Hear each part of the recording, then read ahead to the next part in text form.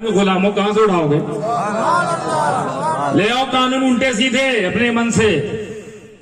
یہاں اسی کی چلتی ہے جو غریب نواز کا ہے, کیونکہ غریب نواز ہی یہاں کے راجا. کیا سمجھتے ہیں آپ غریب نواز کو؟ کرامتوں سے جانا ہے غریب نواز کو. بے اولاد کو اولاد دے دیا یا غریب نواز اتنا ہی سمجھا ہے؟ رشتوں میں رکاوٹ آ رہی تھی, غریب نواز کے بارگاہ میں گئے, منت مانی, رشتے ہو گئے, بس اتنا ہی سمجھے. یہی استعمال ہے, یہی حقیقت ہے. کون ہے غریب نواز؟ کون ہے غریب نواز؟ ایک ہلکی سی روشنی ڈال کے نکل جانا چاہوں گا میں. کون ہے غریب نواز؟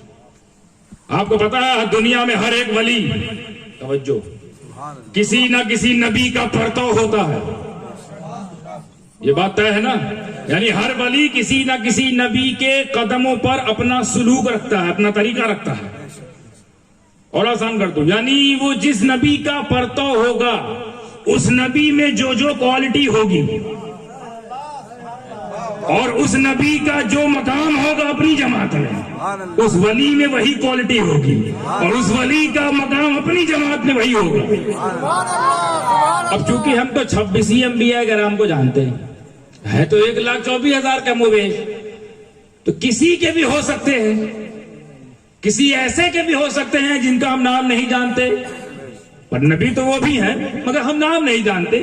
ان کا بھی کوئی پرتو ہوگا کہ نہیں ہوگا؟ ہوگا.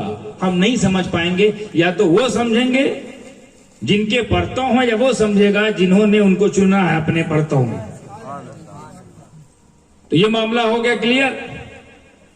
جیسے مثال کے طور پر حضرت نجم الدین کبرا رضی اللہ تعالی عنہ, اب بہت پائے کے بزرگ گزرے ہیں, وقت کے غوث تھے, سب سے بڑے غوث اپنے زمانے, جن کی غوثیت کی بشارت خود غوث اعظم شیخ عبد القادر جیلانی نے فرمائی تھی کہ میرے بعد جو غوث ہوگا اس کا نام نجم الدین کبرا ہوگا. ماں بعد غوث اعظم غوثیت کبرا پر وہ فائز ہوئے. اس کے بعد مخدوم غوث پاک نے فرمایا کہ پھر جلال الدین بخاری ایک شخص ہوگا, وہ غوثیت کبرا پہ آئے گا. پھر چوتھے نمبر پہ نام دیا تھا, ایک نام ہوگا, اس کا نام سلطان ہوگا, تارک سلطنت ہوگا, اس کا نام اشرف ہوگا, وہ غوثیت کبرا پر فائز ہوگا. تو وہ نجم الدین کبرا ولی ہیں تو پرتو ہوں گے, ہیں کس کے تھے؟ موسیٰ علیہ السلام کے. موسیٰ علیہ السلام کے پرتو تو یہی وجہ ہے کہ جو موسیٰ علیہ السلام میں جرأت تھی اچانک فیصلہ لینے کی, وہی جرأت نجم الدین کبرا میں بھی تھی. جیسے موسیٰ نے پتھر پر عصا مارا تو پانی کا چشمہ پھوٹا, نجم الدین کبرا نے پتھر پہ عصا مارا تو پانی چشمہ پھوٹا. وہاں معجزے ہو رہے تھے کیونکہ وہ نبی تھے, یہاں کرامتیں ہو رہی کیونکہ یہ ولی ہے, مگر کوالٹی وہی, پوزیشن بھی وہی, بس وہاں نبوت ہے, یہاں ولایت ہے.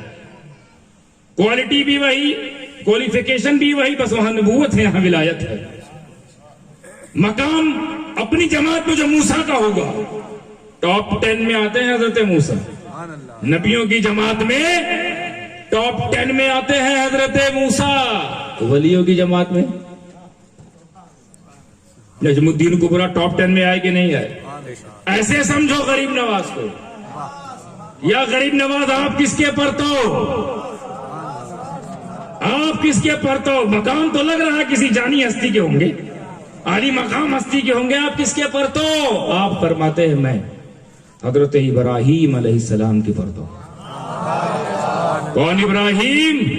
جن کے وسیلے سے نبی دعا کرے. کون ابراہیم؟